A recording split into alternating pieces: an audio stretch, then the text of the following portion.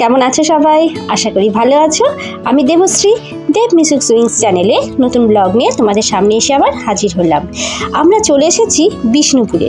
ভাবলাম বিষ্ণুপুরটা একটু ঘুরে যাই, এত কিছু দেখার জায়গা আছে, একটু ঘুরে যাই বিষ্ণুপুরটা। বিষ্ণুপুরে পৌঁছেই আমরা অদেখা প্রত্নতাত্ত্বিক নিদর্শনগুলি দেখতে চলে এলাম। বিষ্ণুপুরের 20টি ASI তালিকাভুক্ত মনুমেন্টসের মধ্যে 3টেতে প্রবেশ করার জন্য টিকিট কাটতে হয়: রাসমঞ্চ, শ্যামরাই মন্দির এবং জোড়া বাংলো মন্দির। আমরা প্রথমে রাসমঞ্চে প্রবেশ করলাম। এটি 1600 খ্রিস্টাব্দে মল্লরাজ হাম্বির মল্লদেবের সময়কালে নির্মিত। এই মন্দিরটি ল্যাটেরাইট পাথরের তৈরি চাতালের ওপর নির্মিত, আর মন্দিরের ওপরের অংশটি ইষ্টক নির্মিত পিরামিড আকৃতির।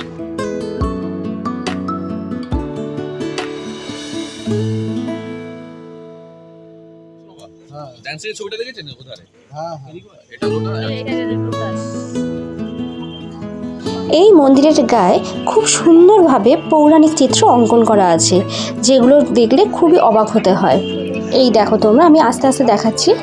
রাসমঞ্চের মাঝে রয়েছে একটি ছোট মন্দির এবং সেটিকে ঘিরে রয়েছে 3টি স্তরে বাঁকানো ছাদ বিশিষ্ট দালান বারান্দা।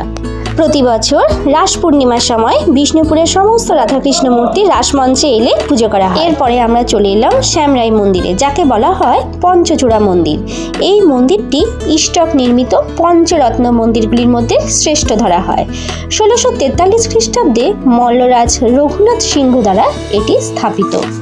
আর এই মন্দিরে প্রবেশ করার পরে চারিদিকটা ঘুরে দেখতে এত ভালো লাগছে, কি বলবো। এই দেখো কি সুন্দর সাজানো গোছানো সুন্দরভাবে রয়েছে এই মন্দিরটি। ইষ্টক নির্মিত এই মন্দিরটির ছাদটি চতুর্ভুজ আকার বাঁকানো চালা ছাদ আকৃতির, জানো তো, এবং 5টা চূড়া বিশিষ্ট। আর মাঝের চূড়াটি 8টি করিডোর দিয়ে ঘেরা অষ্টভুজ আকৃতির। মন্দিরটির গায়ে টেরাকোটার কাজে সুন্দর নিদর্শন আমরা দেখতে পেলাম। তোমাদের খুব কাছ থেকে দেখাচ্ছি কাজগুলো, দেখো, দেখলেই বুঝতে পারবে অপূর্ব সুন্দর এই কাজগুলি।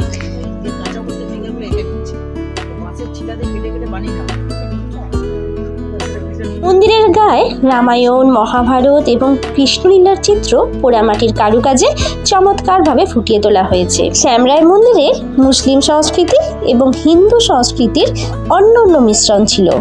বাংলার বিষ্ণুপুর জেলার শ্যামরাই মন্দিরটি অবস্থিত হওয়ায় এখানে 2টি সংস্কৃতির উল্লেখযোগ্য মিশ্রণ রয়েছে, তা হলো ইসলামিক এবং হিন্দু সংস্কৃতি। যত দেখছি এই কাজগুলো তত অবাক হতে হচ্ছে। যদি তোমরাও বাংলার ইতিহাস, স্থাপত্য ও পোড়ামাটি শিল্পের প্রতি আগ্রহী হও, তাহলে শ্যামরাই মন্দির তোমার জন্য একটা অসাধারণ গন্তব্য হতে পারে। এখানকার প্রতিটি কোণে লুকিয়ে আছে শিল্প ও সংস্কৃতির এক অমূল্য ইতিহাস।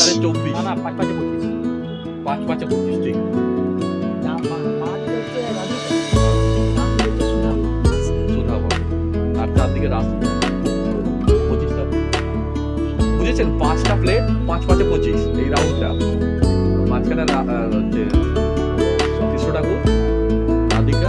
আর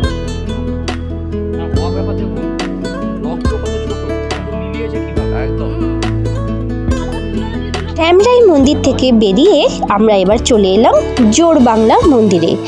এইটি কেষ্টরায় মন্দির নামেও পরিচিত। এটি 1655 খ্রিস্টাব্দে মল্লরাজ রঘুনাথ সিংহ দ্বারা স্থাপিত। আমি একটি অদ্ভুত জিনিস লক্ষ্য করলাম, জানো তো বন্ধুরা, বর্গাকার উঁচু ভিত্তির ওপরে পরপর 2টি দোচালা কুটির সংযুক্তিতে গঠিত এই মন্দিরটি। এর সংযুক্তি স্থলের মধ্যভাগে একটি 4 চালা শিখর রয়েছে।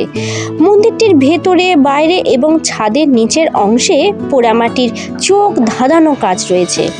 জানো তো বন্ধুরা, এই মন্দিরের গায়েও কৃষ্ণলীলা, রামায়ণ, মহাভারত, পৌরাণিক কাহিনী এবং সমসাময়িক সমাজচিত্র পোড়ামাটির ভাস্কর্যে ফুটিয়ে তোলা রয়েছে।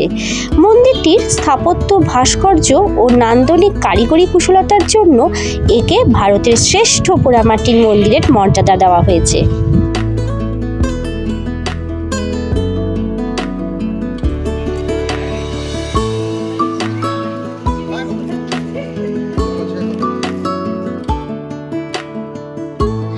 এরপরে আমরা চলে এলাম রাধাশ্যাম মন্দিরে। 1758 খ্রিস্টাব্দে মল্লরাজ চৈতন্য সিংহ দ্বারা স্থাপিত বর্গাকৃতি দক্ষিণমুখী মাকড়া পাথর দ্বারা নির্মিত এইটি গম্বুজ আকৃতি এক শিখর বা এক রত্ন মন্দির।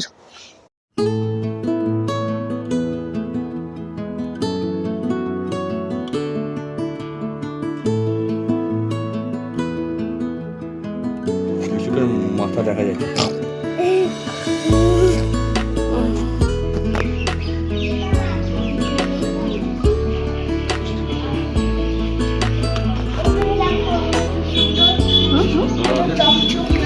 চকচকে কি চকচকে কালী ভাষায় লেখা আছে।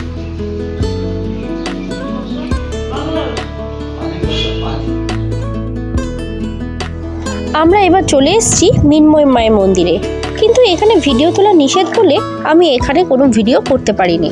997 খ্রিস্টাব্দে রাজা জগৎ মল্ল এই মন্দিরটি স্থাপন করেন।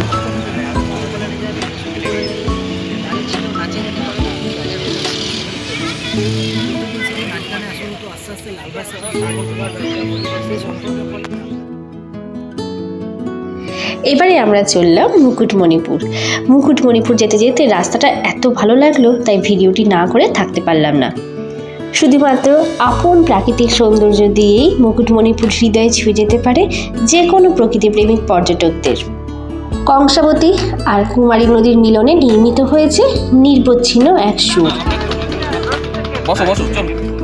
মুকুটমণিপুর পৌঁছেই আমরা বেরিয়ে পড়লাম নৌকা বিহারে। এই যে আমরা উঠলাম এবার নৌকায়।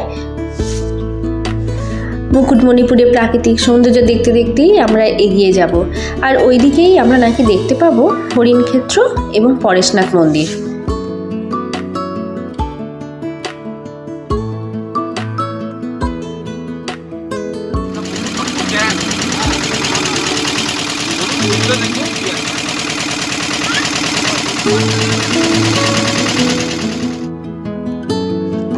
কেমন লাগলো বন্ধুরা আমার আজকের ব্লগটা?